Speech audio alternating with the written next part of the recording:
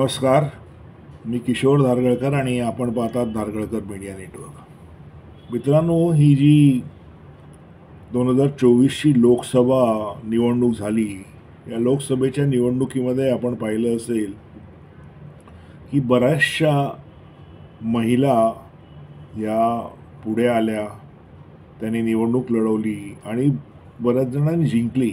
त्यातल्या दोन महिलांची खूप चर्चा झाली।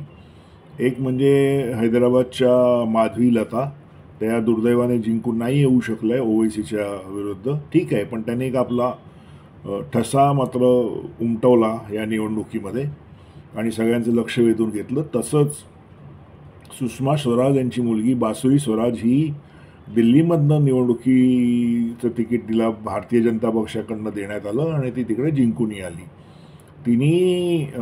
तिची खूप चर्चा झाली या 2024च्या लोकसभा निवडणुकीमध्ये। मित्रांनो, ह्या दरम्यान एक अजून अशी महिला आहे जिची चर्चा व्हायला हवी होती पण तेवढी झाली नाही, आणि त्या महिलेचं नाव आहे नारा ब्राह्मणी। ही नारा ब्राह्मणी जी आहे ती आंध्र प्रदेशचे जे मुख्यमंत्री आहेत चंद्रबाबू नायडू यांची सून आहे। त्यांचा मुलगा आहे लोकेश नारा, त्याची ही मिसेस आहे, त्याची बायको आहे। आता मित्रांनो, तुम्हाला माहिती आहे की यापूर्वी आंध्र प्रदेशमध्ये जगन रेड्डी यांचं शासन होतं आणि जगन रेड्डींनी सगळ्या बाजूनी चंद्रबाबू नायडू यांची कोंडी केलेली आणि अक्षरशः त्यांना तुरुंगात डांबून ठेवलेलं। अतिशय वाईट अवस्था होती चंद्रबाबू नायडू यांची।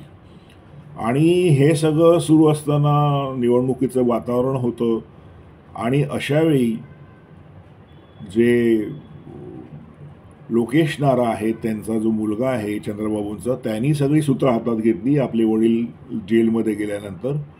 पण एक वेळ अशी आली की रेड्डी सरकारने त्यांनाही त्यांच्यावरती FIR टाकून त्यांनाही जेलमध्ये डांबल्यानंतर की ही आता सगळी जबाबदारी पक्षाची कोण घेणार असा प्रश्न उभा राहिला।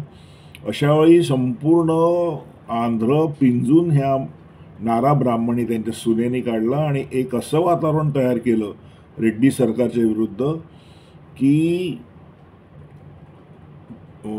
जी लोकसभा निवडणूक तर TDPनी किंवा चंद्रबाबू नायडू यांच्या पक्षाने जबरदस्त मार्जिननी जिंकली, पण तिथली जी विधानसभा होती त्याची निवडणूक लोकसभेवर लागलेली, ती विधानसभा सुद्धा त्यांनी मेजॉरिटीने जिंकून आणली। आणि त्याच्यामागे सगळ्यात जास्त श्रम कोणाचे असतील तर ह्या नारा ब्राह्मणी या त्यांच्या सुनेचा त्याच्यामध्ये मोठा हातभार आहे। आणि तिची चर्चा मात्र तितकीशी झाली नाही जितकी इतर दोन मगाशी मी म्हटलेल्या महिलांची झाली। पण एवढं निश्चित की नारा ब्राह्मणी हिच्यावरती एक नाही म्हटलं तरी एक आता फोकस आहे तिच्यावरती की आंध्रच्या राजकारणामध्ये तिला तेलुगू देसम पार्टीकडनं पुढे आणलं जाईल का। कारण ही जी नारा ब्राह्मणी आहे ही अत्यंत हुशार आणि उच्च विद्याविभूषित आहे आणि तिने आपलं जे राजकीय कसब आहे तेही दाखवून दिलेलं आहे। त्याच्यामुळे येणाऱ्या काळामध्ये असं म्हटलं जातं की नारा लोकेश जे आहेत चंद्रबाबूंचे जे चिरंजीव आहेत त्यांना मंत्रिमंडळात घेण्यात आलेलं आहे आंध्रच्या चंद्रबाबूंच्या मंत्रिमंडळामध्ये। अशावेळी राष्ट्रीय पातळीवरती कुठेतरी नारा ब्राह्मणी यांना तेलुगू देसम पार्टीकडनं येणाऱ्या काळामध्ये मोठी जबाबदारी देण्यात येईल असं म्हटलं जातं। तुर्तास त्या परत निवडणुकीच्या राजकारणातनं बाहेर पडून आपल्या संसारात आणि जो काही व्यवसाय आहे नायडू फॅमिलीचा त्याच्यामध्ये व्यस्त झालेले आहेत।